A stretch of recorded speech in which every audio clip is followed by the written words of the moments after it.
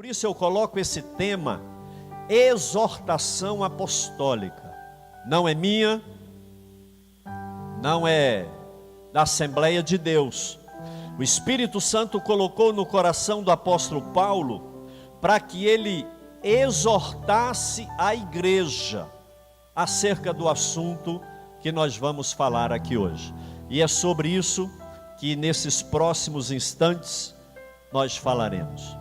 Irmãos, a primeira ideia que nós temos nesse texto é acerca da prioridade da oração. Porque Paulo ele diz assim: antes de tudo. O texto começa assim: antes de tudo. Oração não deve vir no final. A oração ela não deve vir no meio. A oração deve ser primeira. Dentre as muitas recomendações da Bíblia, dentre os muitos costumes cristãos, a oração deve estar entre as primeiras práticas do crente. A oração tem que ter primazia na nossa vida. Ela deve vir antes de tudo. Porque é muito melhor que eu ore antes de cair do que depois que eu estou caindo. É muito melhor orar antes de fazer um negócio do que depois que eu levei o prejuízo. É muito melhor eu orar antes de casar do que depois que eu fiz da minha vida. É por isso que Paulo diz: olha, eu exorto antes de tudo. Oração deve vir em primeiro lugar na vida do crente. A oração tem que ter primazia, meus irmãos. Eu me lembro de um livro que eu li, e o autor ele usava uma ideia, dizendo que a oração na vida de muitos crentes é como o pneu de estepe. Quando tudo dá errado, aí ele vai lá, abre o porta-malas e vai orar. Ficou doente? Vai para a oração. Levou prejuízo? Vai para a oração. O devedor não paga? Ele vai para a oração.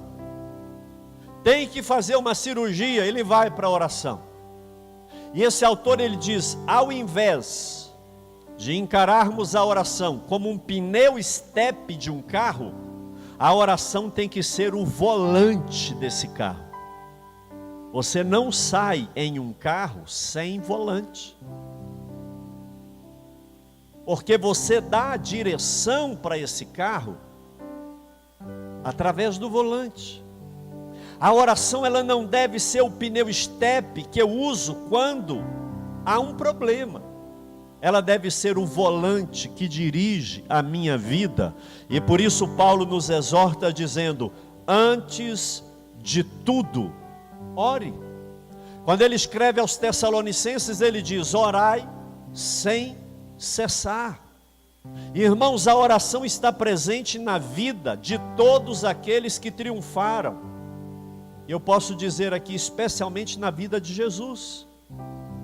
Antes de uma cruzada evangelística na região da Galileia, Decápolis ou da Judéia, ele subiu o monte para orar. Ele ia para o deserto para orar.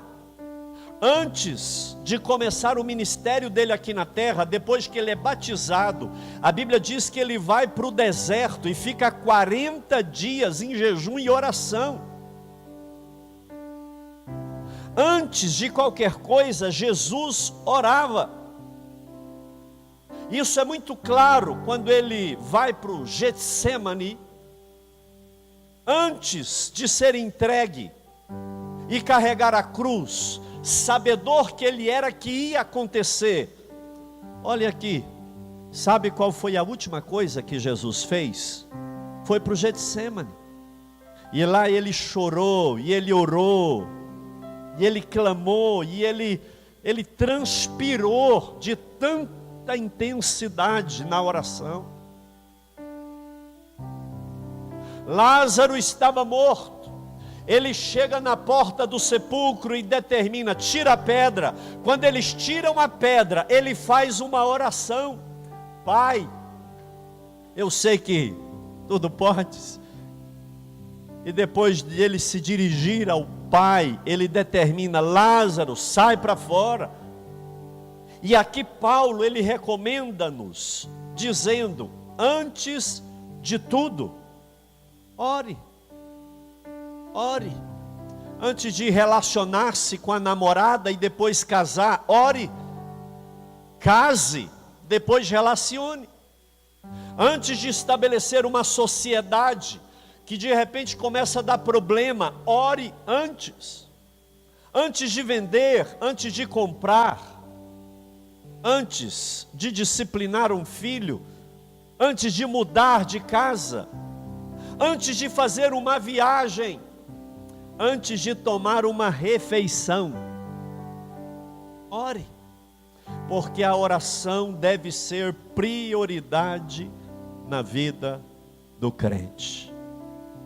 Pergunta para quem está do seu lado aí, irmão, estepe ou volante? O que a oração é na sua vida? Ela vem depois? Ela vem só durante a tribulação? Ou ela vem antes? Antes da alegria, antes da luta, antes do choro, antes da viagem, antes de dar a luz ao filho, antes. Paulo, ele nos exorta e ele diz, oração na vida do crente é prioridade. Amém? Quantos entenderam essa verdade aí? Irmãos, vamos tornar isso daqui prioridade na nossa vida. Vamos orar primeiro. Mas na exortação que Paulo nos faz aqui, e eu recorro a ela nessa noite, ele diz, olha, a oração é prioridade. Mas não é oração teórica.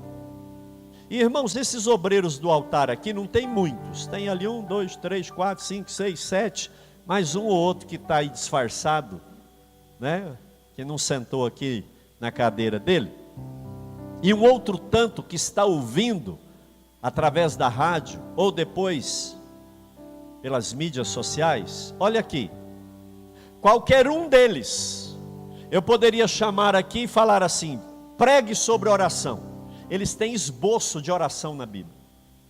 Eles têm mensagem de oração. Mas Paulo não está dizendo aqui, pregue sobre oração. Ele não está dizendo aqui, leia livros sobre oração. Ele está dizendo a prática da oração.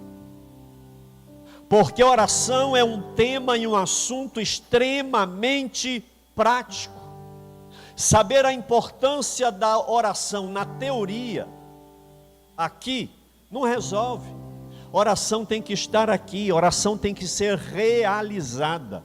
Não basta eu saber que oração é importante, eu tenho que orar. Eu poderia chamar você para continuar falando de oração. Talvez o seu esboço é até mais rico do que esse. Mas Paulo não está me chamando para pregar sobre oração. Ele está chamando eu e você para praticar a oração. E essa prática não é só no templo. Essa prática é principalmente dentro de casa. Essa prática é para ser feita com o casal. Tem uma lição do MMI. Quantos aqui já fizeram aquele curso Casados para Sempre? Muito bom aquele curso. E uma das lições daquele curso é orando juntos. Marido e mulher.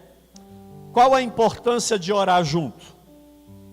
Porque na iminência de receber o 13º, ou as férias, ou uma conta, ou uma herança, ele ora para trocar de carro. Ela ora para viajar. E aí? Como é que faz? Tem que orar juntos. Tem que ter propósitos práticos e juntos. Aí eu estou orando aqui, mas meu marido não pode saber. Aí o irmão fala, e a minha oração, aí fica cada um puxando para um lado, não sai do lugar. Seu marido sabe por que você está orando, irmã? A sua esposa sabe qual é o pedido que você fez para Deus? E, irmãos, agora a oração ela tem que ser prática. Não é aquela oração teórica, e muito menos aquela oração decoreba. Porque às vezes nós falamos de quem reza, mas a nossa oração é a mesma coisa. Oração é prática, é conversação, é orar, é falar, é dialogar, é buscar assunto com Deus.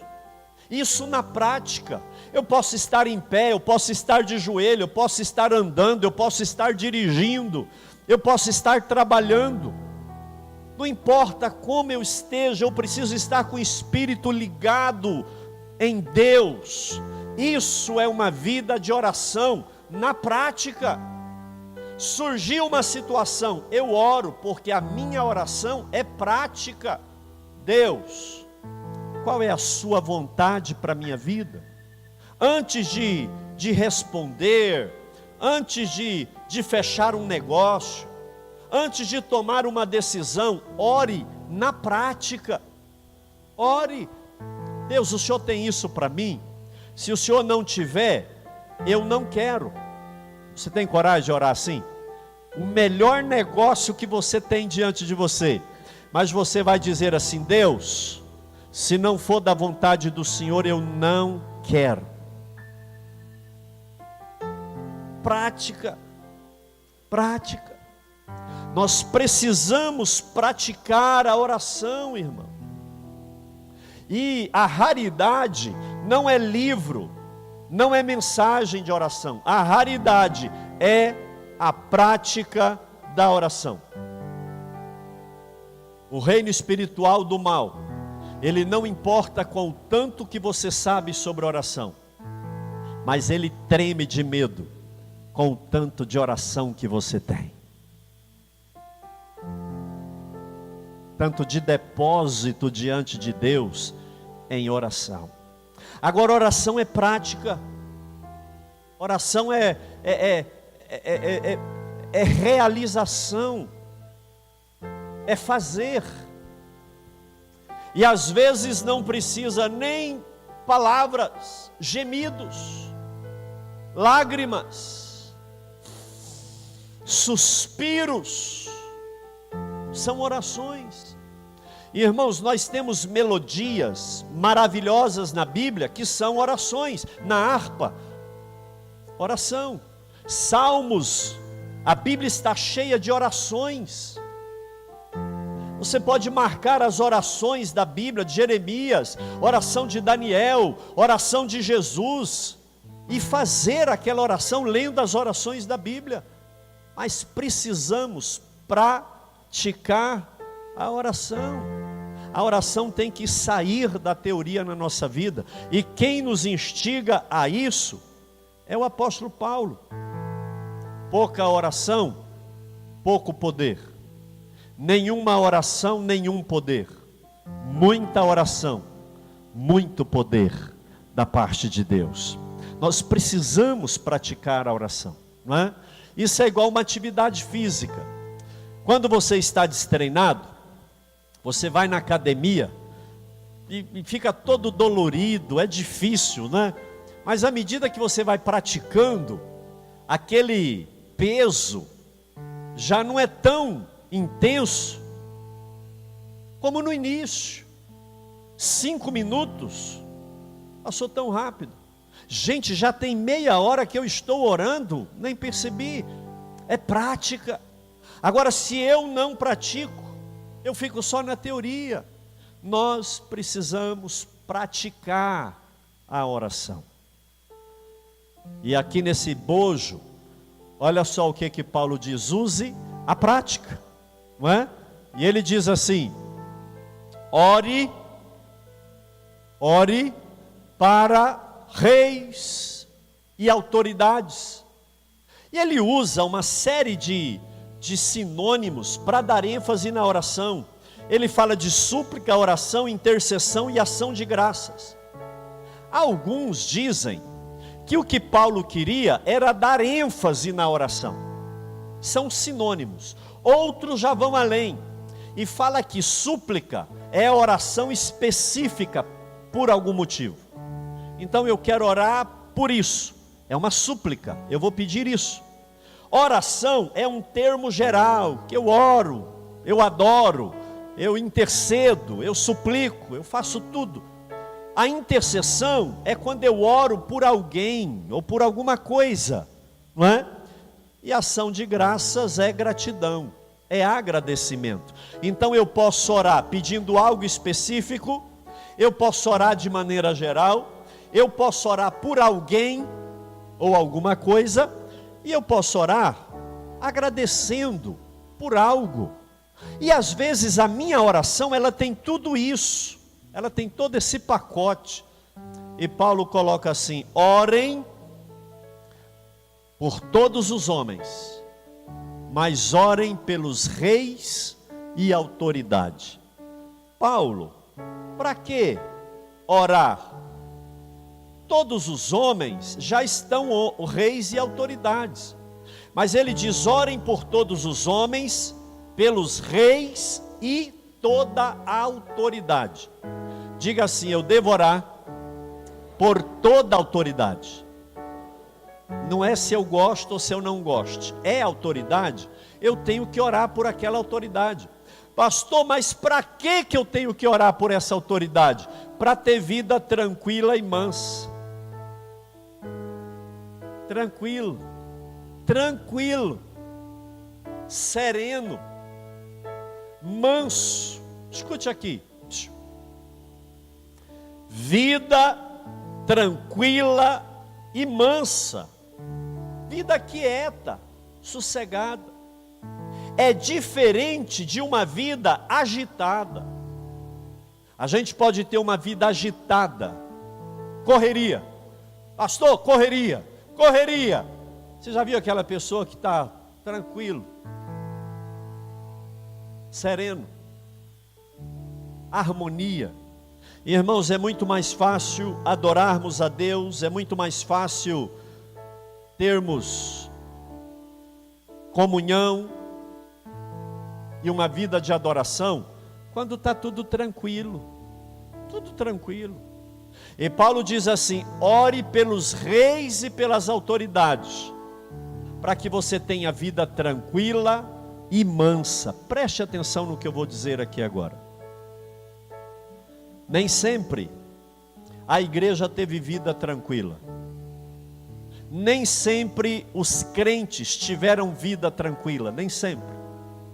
Você sabia que os 200 primeiros anos da igreja cristã na terra foram de martírio, de perseguição?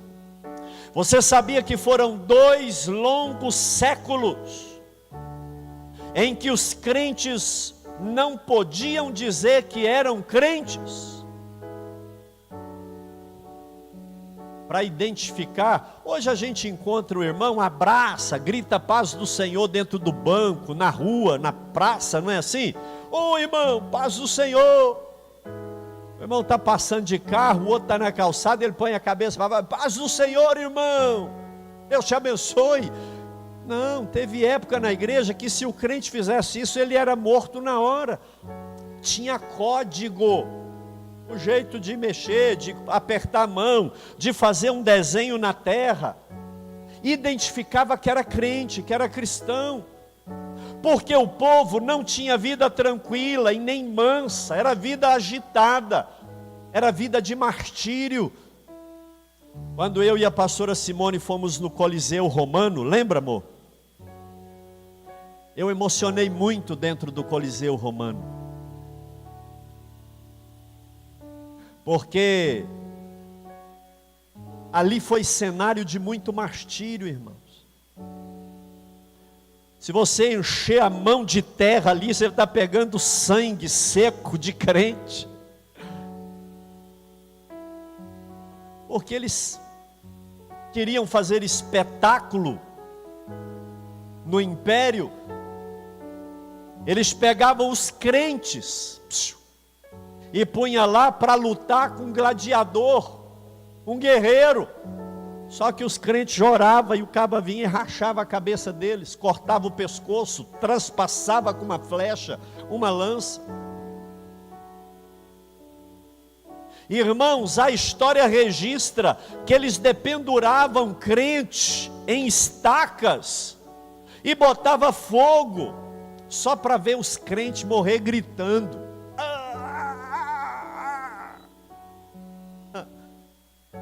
E quando eles colocavam a congregação inteira lá no meio e soltavam as bestas feras, famintas, para dilacerar os crentes. Escute o que eu vou te dizer. A vida nossa aqui pode ser tranquila e mansa, ou não. Ou não. Isso pode mudar. E depende de quem? De Deus, é lógico. Mas se Deus permitir, quem faz isso são reis e autoridades. E por que eu estou dizendo isso? Hoje é quarta-feira, dia 3, e daqui 4 dias, nós vamos estabelecer reis e autoridades no nosso país. E você nem orou para votar, né? Ah, não precisa não, pastor. Isso eu faço é do meu jeito. Não precisa não.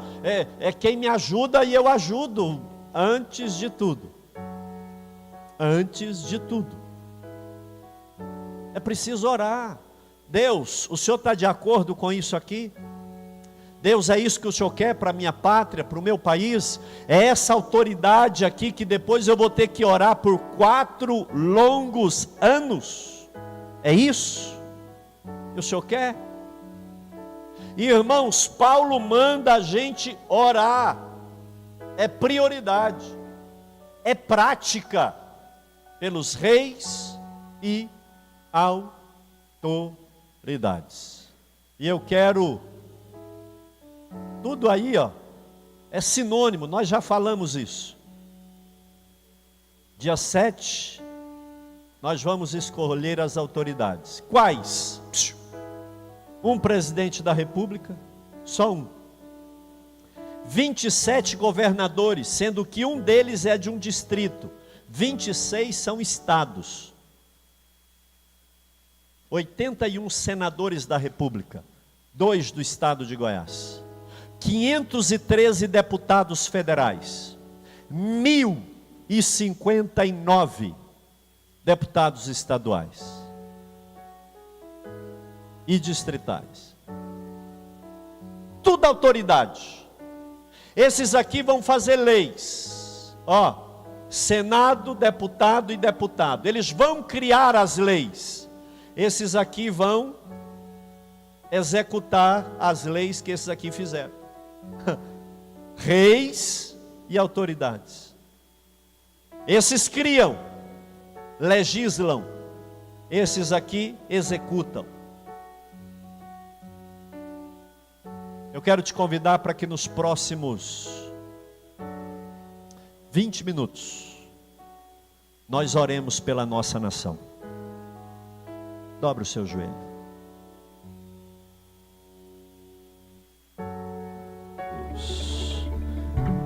Quero pedir ao pastor Alessandro e o Josué que abram essa bandeira aqui na frente. Você vai estender a sua mão para cá. Fica bem ali na frente, pastor Alessandro.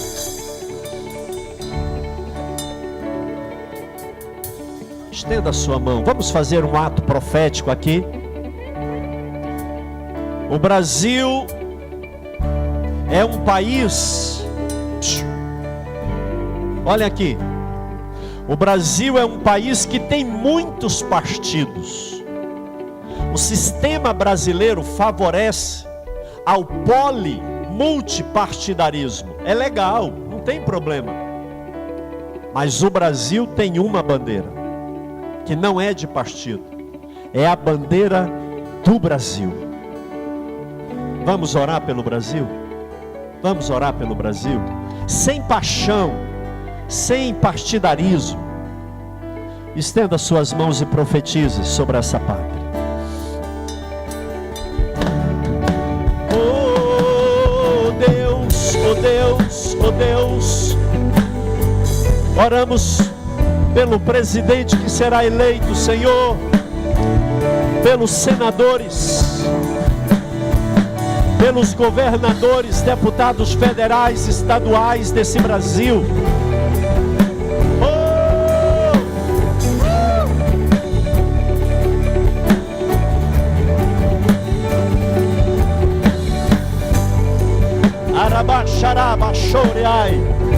Assopra Espírito Santo nesse país. Oh, o Brasil é do Senhor Jesus. Jesus é o padroeiro dessa nação. Ele é o criador dessa nação. E nós não aceitamos outra coisa diferente. Repreenda, Senhor, todo espírito de engano. Repreenda todo espírito de morte. Repreenda todo espírito de mentira contra essa nação. Deus, levante homens bons. Levante homens bons. Mulheres de verdade. Pai, que tem a vocação política, a capacidade administrativa e legislativa. Pai amado, que tem a ética para administrar essa nação. Chega, Deus, dessa política tupiniquim maldita que tem imperado no Brasil. Nós oramos por uma pátria livre. Pai, nós oramos, Pai, pelo Brasil. Nós oramos pelo Brasil, Senhor. Seja feita a sua vontade no Brasil. Oh, aleluia. Pai amado, nós já oramos pelo novo presidente, que o Senhor sabe quem é. Pai, pelos governadores, 27 governadores, pelos 81 senadores, pelos 513 deputados federais, pelos 1.059 deputados estaduais que serão eleitos. Pai amado, abençoe a vida deles, ó Pai amado. Pai, conduza-os em vitória, no nome santo e poderoso de Jesus. Aleluia! Quantos podem aplaudir o nosso Deus? Bem forte. Aleluia!